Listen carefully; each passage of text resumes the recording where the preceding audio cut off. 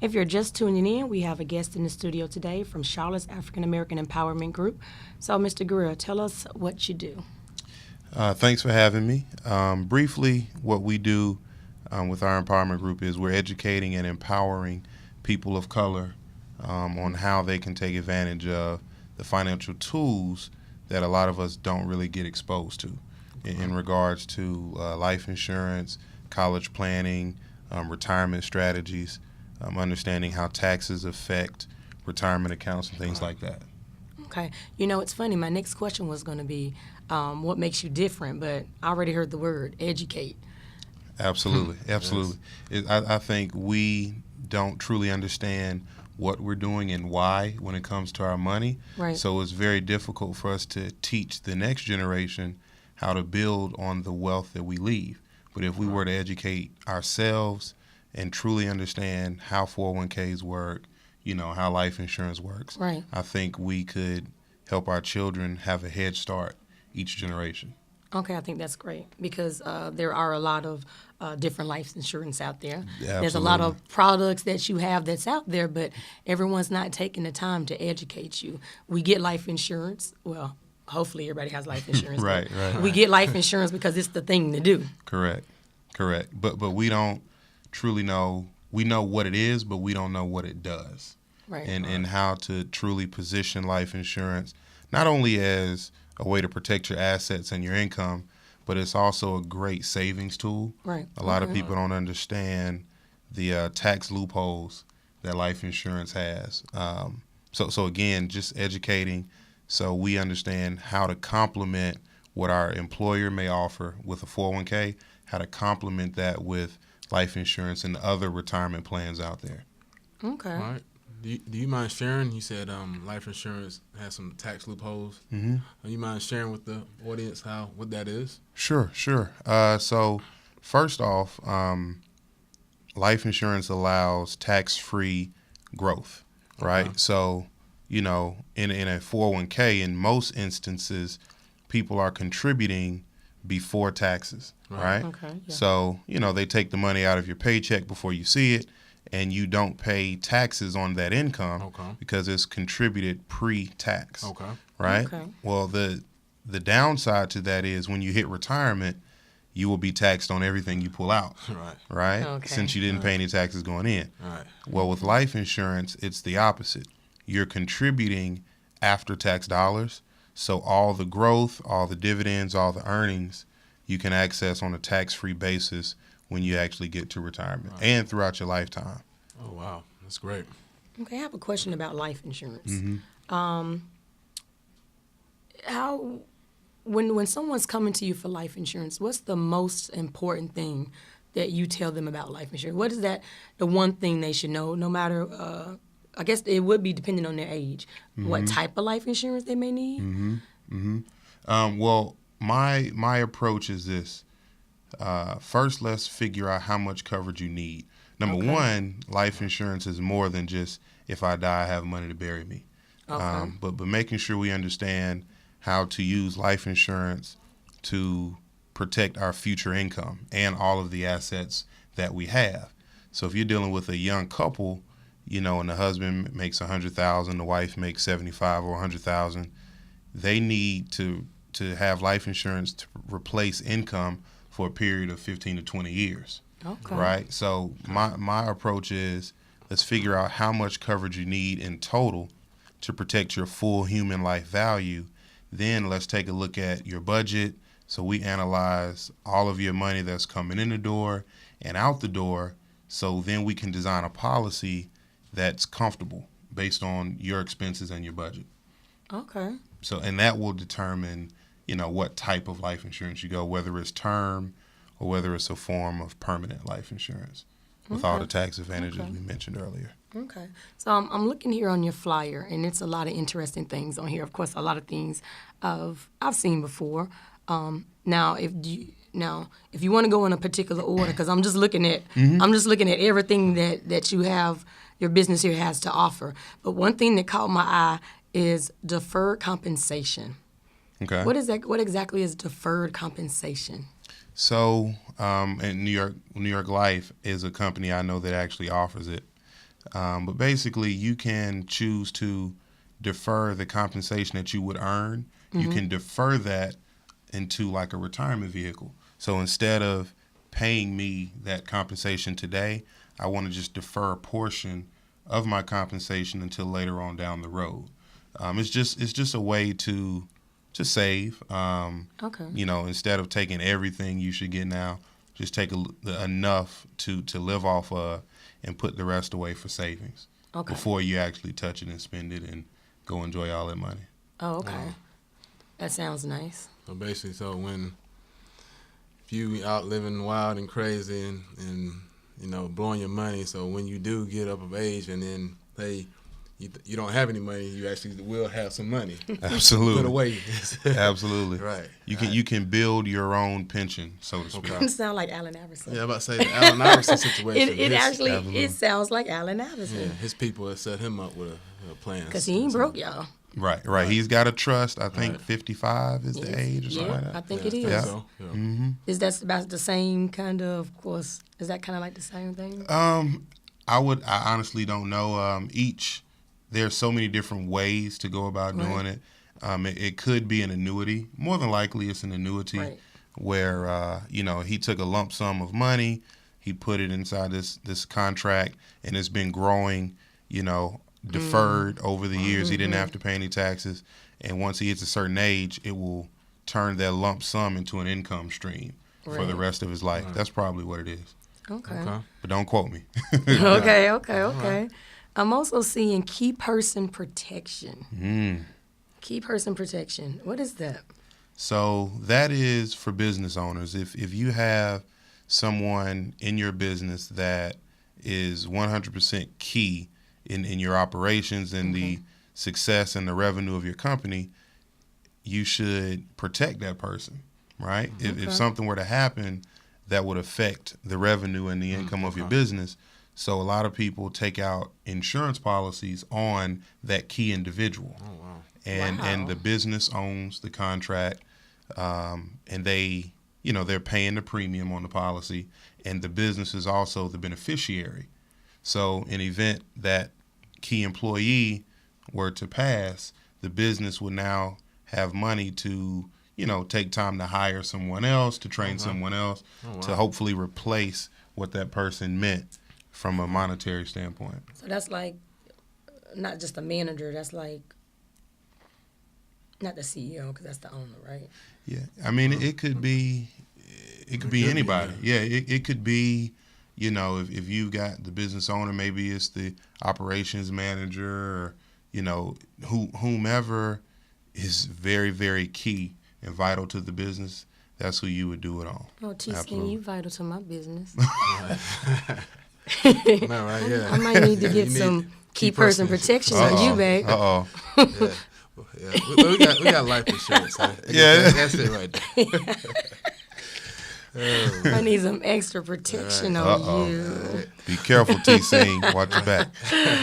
Okay. It's just so much stuff on here. This is a lot of business here. Deduction programs. Yeah, so a lot of people, especially business owners, since you're a 1099 income earner, then you're kind of written under a different tax code than a normal W-2 employee. So a lot of times there are programs or investment strategies that allow tax deductions for business owners specifically. Right. So, you've got SEP IRAs, for example, is a way a business owner can put away roughly the maximum is roughly $50,000 a year. And that's money they don't have to pay taxes on. They'll just kind of put it into a retirement account that they own, they control. And once they hit 59 and a half, they can begin to access the money from that account. Now, they'll still have to pay taxes on the income because the reason they have to pay taxes on the income is because the contributions were a deduction in the beginning. So, I've seen some business owners that need deductions, because they make a lot of money and they're getting killed with taxes. Right. Yeah. So they're And looking don't for even realize it, probably. right. They're That's looking why for they shelters. need to come to you. Absolutely. Right. Because I could just imagine, I'm always thinking about the middle, I'm thinking about the middle class and the small businesses. But, I'm pretty sure there are some people who make quite a bit of money who's probably throwing a lot of their money because they got so much of it. I don't know. I'm just thinking. Well, not educated. That's not There educated, you go. and they're losing a lot of money. Right. And it doesn't take people that make a ton of money to make wise investment decisions. I mean, I've seen people that make 70 grand that are able to save more than a couple making 200,000 a year. So it's more about your habits, and your spending patterns. Right. That's what determines how much you can actually put away. Right. Okay. Now this one is interesting. Executive bonus. I'm kind of liking. Let me sound out what that is first before I say I like it, because I'm liking the word bonus. Right. What is executive? Executive bonus. So executive bonuses, also that's for business owners, right? So, let's say you've got an employee, like I mentioned before, that is vital to your company. You don't want that person to maybe go and become your competition, right? You would love for that person to stay with you. Stay with your you, business. continue to grow your company. So Okay. maybe you set up a program that, allows for a retirement bonus as an incentive if they stay with you for the long haul. CMS, are you listening? Hello, CMS, Charlotte Mecklenburg Schools. Are y'all listening to this? Y'all need to get on this. We call that the golden handcuffs. Trying to tell you, we need some executive Golden bonuses. handcuff. I like that. Yes, I know. That sounds good, Sounds right? good. Golden I like handcuffs. it. Yes. Oh yeah. I'm liking executive bonus. I'm liking the word bonus, period. Yeah. Most people like that. Bonus. And I want to go back to the term we mentioned earlier, but Charlotte's African American Financial Empowerment Group. So group meaning that I'm assuming it's more than just you. Absolutely. Okay. There's, as of right now, there's 12 of us. We work out of the South Park areas where our office is, but we live all throughout Charlotte. Okay. And yeah, we have a burning desire to educate and empower people that look like us Right. on all of these, issues and all of these programs we're talking about right now. So I can't necessarily speak for everyone in that group, Okay. but I can say that my own personal book of business is 99% African American. Okay. So I wake up every day with the intention on educating people that look like me on everything we're talking about, because I feel like when we know better, we do better. Yes. And the Right. only way to really close that wealth gap between us and everyone else is to take the time and take advantage of some of these programs that have been in existence since the 1800s, Right. but we just didn't know about them. Right. Yeah. Go ahead. Okay. Well, when I think about, and it has a lot to do with, I think, getting older and maturing, because you buy your first home, and when you think about getting your first home, for those of us who did it years ago, I bought my home at 30, but you're so excited about buying things, whether it's a home, a car, whatever you're talking about investing in. We're so looking at that one thing, we're buying it, Right, but we need to be educated. There's an education to everything. Yes. And as I've gotten older, I'm realizing it ain't just about going to buy a car, Right. okay? It's Right. not about just, you see this house, yeah, you can afford it because, they've given you this money, but to be seriously educated on the purchases that we make. And I think it comes with maturity and getting older. Same thing with life insurance. You get it because you're supposed to have it. Right. You go get car insurance because you gotta have it. Right. But we're not taking the time to educate ourselves. We're not taking the time to sit down and read fine print. It's just that we're getting it because they're giving it to us. It's like the whole housing situation. At one time, that's like they were giving houses away. That's right. Right. That's Right? right. Now, you mean, you straight, you can have the money all you want. Because remember, at one time, it was about having the money. You know, Yep. nobody was looking, I ain't gonna say people weren't looking at credit scores, but I'm saying you had the money, but now it's like, people like, man, I got the money, I can't get a house for nothing. Because you know what? They were just throwing houses at us uneducated people. That's right. And now, some of us back in apartments. Yeah. Some of us back at home. Yeah. Right. We had it, but we didn't know what to do with it when we got it because we didn't read the fine print, we didn't get educated, or, I even know people who's had insurance. I was talking to somebody a while ago, we were talking about insurance, who, maybe I read this, that had insurance for years, was paying for it for years, didn't realize the type of insurance they had. Something like, it was like their loved one had turned a certain age in the 80s, went to go bank in on that insurance. And it didn't pay? It didn't pay. I want to say I read this or someone told me this. It didn't pay, been paying on it, but it stopped at a certain age. Wow. For that loved one, Probably they didn't know it. It probably termed out. And Yeah. they didn't before, yeah. Yeah, I think somebody was paying insurance for an older relative or something like that.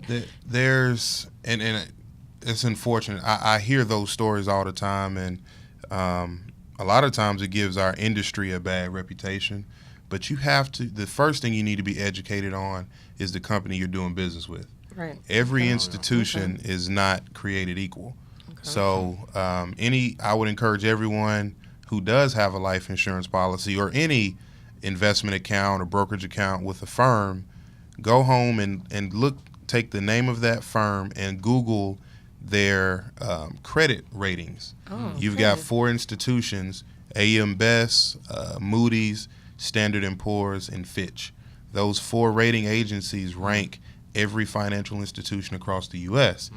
Wow. And companies that have a lower BBB rating or a B plus or C rating, they aren't able to provide the same service as a AAA rated institution. And that plays a factor into companies that don't pay out or they don't pay out on time, right? And then a lot of their contracts aren't as valid because at the end of the day, a policy is just a piece of paper with some ink on it. But the company that's backing up the promise in that contract, that's what really matters. So I would encourage people, number one, understand the company that you're doing business with. If it were my choice, I would tell everyone to only do business with mutual life insurance companies. Okay. Because mutual insurers are owned by its policyholders. So they serve one master. Their customers, their clients, the policyholders is one and the same. So if that's the master you serve, you're going to do everything in their best interest, I got you. both short and long term. Oh, wow. So that's something for the audience. Really look at who you're putting your money with, because everybody's not created equal. And that makes them do business a little differently when they don't have the shareholders. Exactly. Wow. Yeah. Exactly. That makes sense. Yeah, and do financial reviews. The same way you have to go get a checkup with your doctor once a year, or you should at least once a year go get a checkup. If you aren't doing a checkup for your finances, and you, like you say, you purchase a policy and you haven't looked at the policy in 20 years, you don't know what state that contract could be in. It could the company could be in. Exactly. So, if you don't have an advisor, again, that's why we have our empowerment group here in Charlotte. First thing we do with people that already have policies and accounts in place is we review what they currently have before we begin to make recommendations on new things that they should take part in. Yeah, we take the time to review our restaurants. There you go. We take the time to review the movies we go see. All the time. Our newest product, newest cell phone. We take the time to minutes and minutes and hours of reviewing different things like that. But are we really taking the time to review the things that really matter to us? That's the most important thing. Exactly. Our money. Our money. It should be. Right. It should be, right? This is capitalism, so I hope you got capital. You know what I mean? Exactly. These are the things that we need to be educating ourselves on. Yeah, absolutely right. All right. So we're gonna take a quick break, and we'll be back with Creative Ends.